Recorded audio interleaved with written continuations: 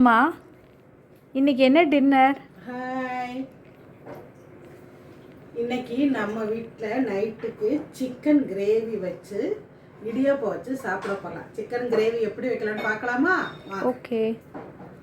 குக்கரை அடுப்பில் வச்சு தேவையான அளவு எண்ணெய் ஊற்றி பட்டை, கிராம்பு, சோம்பெல்லாம் போட்டு தாளித்ததுக்கப்புறம் பொடிசாக கட் பண்ணி வச்சுருந்த வெங்காயம், தக்காளி, கருவேப்பிலை போட்டு நல்லா வதக்கிக்கலாம்.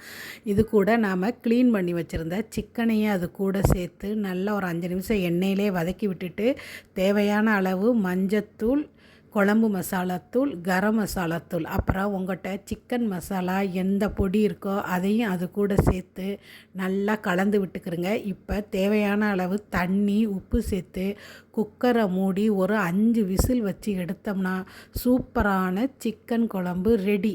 குக்கரில் தான் வைக்கணும், அப்போ தான் கிரேவியும் டேஸ்ட்டாக இருக்கும், சிக்கனும் நல்லா வெந்து வந்திருக்கும். செஞ்சு பாருங்கள். வீடியோ பிடிச்சா சேனலை சப்ஸ்கிரைப் பண்ணிவிட்டு லைக் பண்ணுங்கள். தேங்க்யூ.